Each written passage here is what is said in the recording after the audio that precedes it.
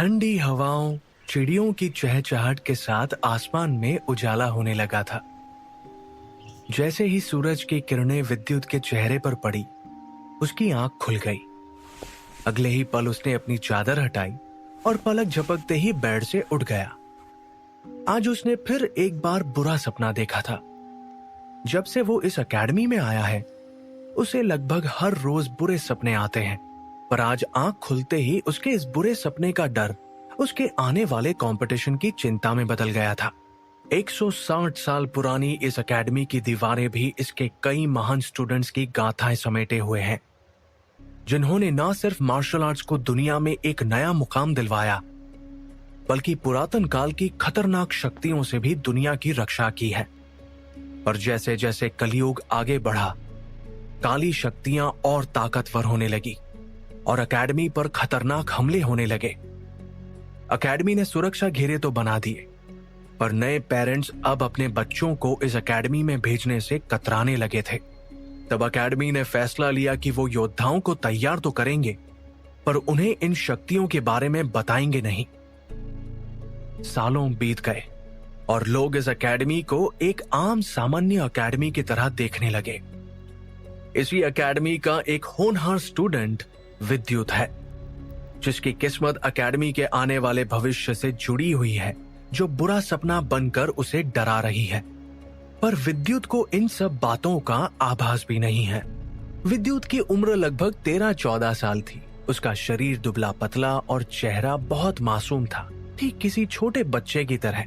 वो दिखने में भी ठीक ठाक ही दिखता था, लेकिन उसकी आंखें कुछ और ही बयां कर रही थी। उसकी आंखों में एक अलग सी चमक थी। उसकी आंखों में कुछ कर दिखाने का जुनून दिखाई दे रहा था।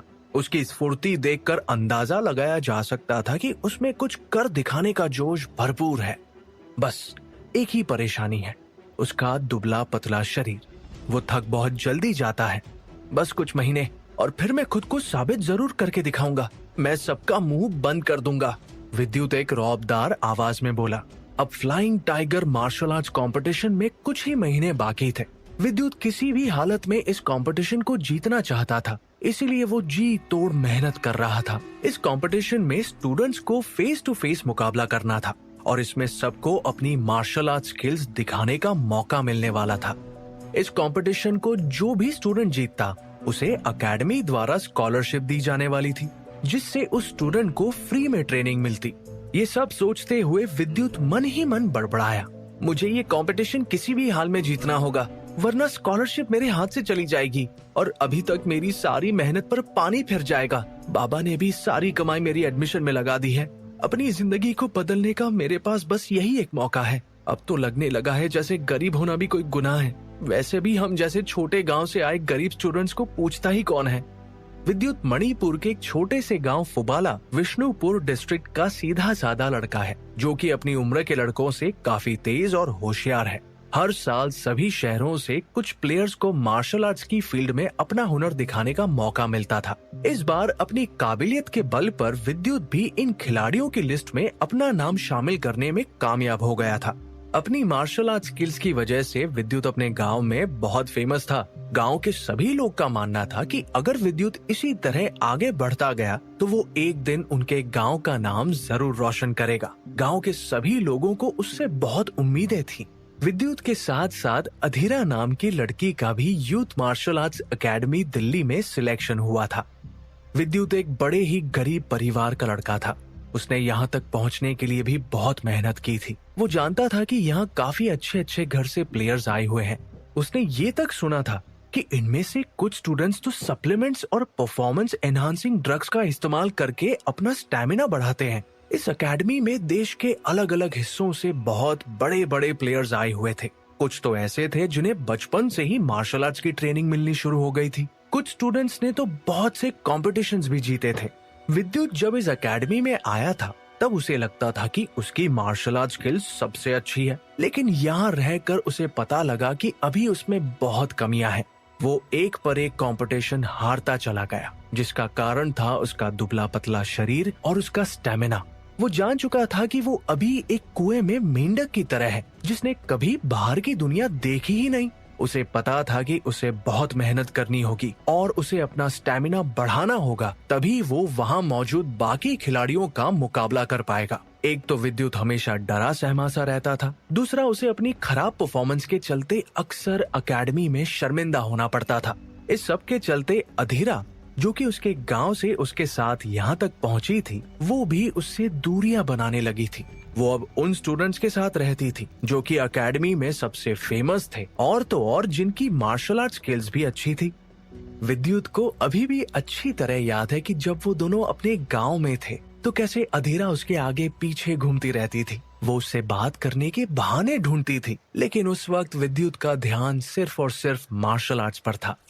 अचानक विद्युत पानी के छींटे अपनी आंखों में मारते हुए मन ही मन बड़बड़ाया, जब तक मैं खुद को साबित नहीं कर देता मैं दोबारा गांव नहीं लौटूंगा। इतना कहते ही विद्युत ने एक गहरी लंबी सांस ली और वो प्रैक्टिस हॉल की ओर बढ़ गया।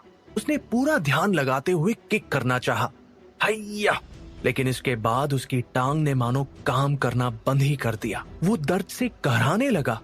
वो गुस्से में बोला, मैं ऐसे हार नहीं मान सकता, मैं खुद को साबित करके रहूंगा। मुझे बाकी स्टूडेंट्स का मुकाबला करने के लिए अभी बहुत मेहनत की जरूरत है, मुझे इसके लिए थोड़ा टाइम तो चाहिए ही होगा।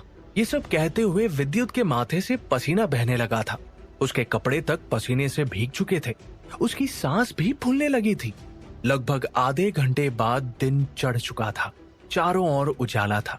अब धीरे धीरे बाकी के स्टूडेंट्स भी प्रैक्टिस हॉल में पहुंचने लगे थे।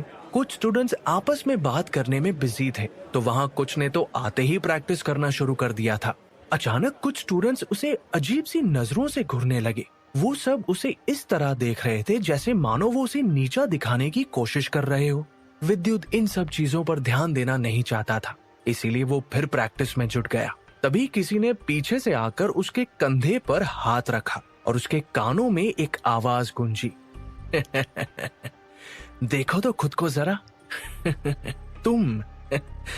तुम क्या मार्शल आर्ट सीखोगे? तुम्हें तो मैं एक हाथ से ही उठा सकता हूँ। अर्जुन के हाथ की पकड़ इतनी मजबूत थी कि उसने विद्युत को हिला कर रख दिया था। एक बार के लिए तो विद्युत का बैलेंस बिगड़ चुका था, वो बाल बाल गिरने से बचा था। जैसे ही विद्युत ने पीछे मुड़कर देखा तो उसकी नजर एक लंबे चौड़े लड़के पर पड़ी। अर्जुन के चेहरे पर एक शरारती सी मुस्कुराहट थी, क्योंकि वो जानता था कि अभी अभी सिर्फ उसके कंधे पर हाथ रखने से ही विद्युत गिरने से बचा था।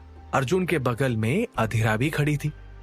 अर्जुन तुम ये क्या कर रहे हो? विद्युत एक लड़खड़ाती हुई आवाज में बोला। विद्युत के चेहरे पर नाराजगी साफ देखी जा सकती थी। वो बहुत गुस्से में था। वो अर्जुन को मुंह तोड़ जवाब देना चाहता था, लेकिन वो अर्जुन के सामने बहुत कमजोर था। वो चाह कर भी अर्जुन का मुकाबला नहीं कर सकता था। जब पहले दिन विद्युत इस एकेडमी में आया था, तब भी अर्जुन और उसके बीच थोड़ी नोकझोंक हो गई थी। वो अर्जुन को उसी दिन से ही पसंद नहीं करता था, क्योंकि उस दिन भी अर्जुन छोटे शहरों से आए हुए स्टूडेंट्स का मजाक उड़ा रहा था।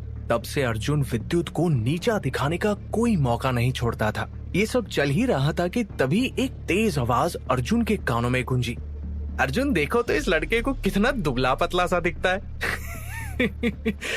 ये क्या तुम्हारा मुकाबला करेगा? तुम तो इसे 10 मूव्स में ही हरा सकते हो। 10 मूव्स? 10 मूव्स तो तुमने कुछ ज्यादा कह दिया।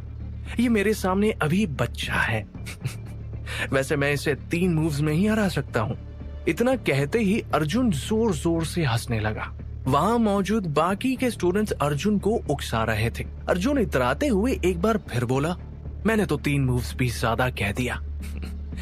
मैं इसे एक अटैक में ही सबक सिखा सकता हूँ। जैसे ही वहाँ मौजूद स्टूडेंट्स ने अर्जुन की बात सुनी, उनकी आंखें खुली की खुली रह गई।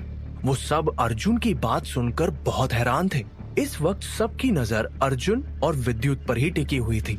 विद्युत के चेहरे के एक्सप्रेशंस बदल चुके थे। उसके चेहरे पर एक बार फिर नाराजगी झलकने लगी थी। अभी अभी जो बात अर्जुन ने कही, वो बात विद्युत से कुछ हजम नहीं हो रही थी। आखिर ये अर्जुन खुद को समझता क्या है? इतना कहकर विद्युत ने अपनी हाथ की मुट्ठी बांध ली। वो ये अच्छी तरह जानता था कि अर्जुन उसे जानबूझकर उकसा रहा है। ये सोचकर उसने अपना गुस्सा शांत किया। वो उसके जाल में नहीं फंसना चाहता था। वो जानता था कि भले ही अर्जुन उसे एक मूव में गिरा दे, लेकिन फिर भी वो उसे आगे इसी तरह परेशान करता रहेगा। विद्युत को इस एकेडमी में आए हुए पूरे 6 महीने हो चुके थे। इन 6 महीनों में कई बार अर्जुन ने उस पर इसी तरह हाथ उठाया था, जिस वजह से अब विद्युत भी अर्जुन से पीछा छुड़ाने के तरीके सीख चुका था। देखो अर्जुन, आज मैं सुबह से प्रैक्टिस कर रहा हूँ। मैं बहुत थक चुका हूँ। क्यों ना हम ये मुकाबला कभी और रखें? अभी तो मुझ में तुम्हारा एक मूव भी सहने की ताकत नहीं है, विद्युत ने बिना किसी एक्सप्रेशंस के कहा, और इतना कहकर वो वहां से जाने लगा। तभी विद्युत की ओर देखकर अर्जुन इतराते हुए बोला, ठीक है, जैसा तुम कहो। अभी तो मैं तुम्हें जाने दे रहा हूँ, लेकिन भूलना मत, हम दोनों के बीच की लड़ाई अभी भी जारी है। अर्जुन की बात सुनकर एक बार फिर विद्युत थोड़ा डरा सहमा सा दिखने लगा था। उसका दिल जोरों से धड़क रहा था। वो मन ही मन बड़बड़ाया, मुझे जल्द से जल्द प्रैक्टिस करके अर्जुन जितना काबिल बनना होगा, नहीं तो ये अर्जुन मुझे छोड़ेगा नहीं। विद्युत अपनी नजर झुकाए अर्जुन के सामने खड़ा था। वो अधीरा से भी नजर तक नहीं मिला पा रहा था। कहीं ना कहीं अधीरा विद्युत को पसंद करती थी। उसे विद्युत के लिए थोड़ा बुरा भी लग रहा था। अगले ही पल अर्जुन अधीरा को अपने साथ लेकर वहां से चला गया। विद्युत ऐसे ही बेबस और लाचार खड़ा रह गया। आज उसे अर्जुन की वजह से अधीरा के सामने बहुत शर्मिंदा होना पड़ा था। वो कुछ देर बाद प्रैक्टिस हॉल से बाहर आ गया। अब विद्युत बिल्कुल टूट गया था। उसे यकीन हो गया था कि अब उसका इस एकेडमी में बहुत शर्मिंदा होना पड़ा था। वो कुछ देर बाद प्रैक्टिस हॉल से बाहर आ गया। अब विद्युत बिल्कुल टूट गया था। उसे यकीन हो गया था कि अब उसका इस एकेडमी में कुछ नहीं हो सकता और अब उसका और उसके माँ बाप का हर सपना टूट जाएगा। विद्युत ने तब फैसला किया कि अब वो और शर्मिंदगी नहीं झेलेगा और एकेडमी और अपने माँ बाप को छोड़कर कहीं दूर चला जाएगा। शर्मिंदगी और एक निश्चित हार से उसे भाग जाना ही सही लग रहा था। वो ये सब सोच ही रहा था कि तभी अचानक से तेज हवाएं चलने लगी। एकदम से आंधी और तूफान शुरू हो गया। हवा इतनी तेज थी कि उसे एक पेड़ के नीचे रुकना पड़ा। चारों ओर धूल मिट्टी उड़ने लगी थी। धूल मिट्टी की वजह से अपनी आंख भी नहीं खोल पा रहा था। कुछ देर बाद ही उसे एक पेड़ के नीचे रुकना पड़ा। चारों ओर धूल मिट्टी उड़ने लगी थी। धूल मिट्टी की वजह से अपनी आंख भी नहीं खोल पा रहा था। कुछ देर बाद जब तूफान थमा और उसने अपनी आंखें खोली तो उसे एक बहुत चमकदार सी चीज नजर आई। उसे अपने सामने तेज रोशनी दिखाई दे रही थी। ये रोशनी इतनी तेज थी कि वो ढंग से अपनी आंख तक नहीं खोल पा रहा था। जिस दिशा से ये रोशनी आ रही थी उसने उस दिशा में बढ़ना शुरू किया और अचानक विद्युत को लगा जैसे उसके शरीर में कुछ बदलाव आ रहे हैं। ये एहसास उसके लिए बहुत अजीब सा था। पर जैसे ही वो उस रोशनी के पास पहुंचा, धीरे धीरे वो रोशनी हल्की होकर उसकी आंखों के सामने से ओझल हो गई और विद्युत फिर से नॉर्मल महसूस करने लगा। विद्युत को समझ नहीं आया कि आखिर हुआ तो हुआ क्या। उसने अपने आप को चूंटी काटकर तसल्ली की कि कहीं वो कोई सपना तो नहीं देख रहा था। तो फिर वो रहस्यमयी चीज क्या थी जिसे देखने में लग रहा था कि वो सीधा हातिम ताई की कहानी से उसकी असल जिंदगी में आ गई हो। आखिर उस रोशनी को देखकर विद्युत के शरीर में क्या हो रहा था? विद्युत गहरी सोच में पड़ गया था। आखिर ये रोशनी कहां से आ रही थी? वो रोशनी एकदम से कहां गायब हो गई? कहीं विद्युत कोई सपना तो नहीं देख रहा था? ये उसके साथ क्या हो रहा था? उसे कुछ समझ नहीं आ रहा था।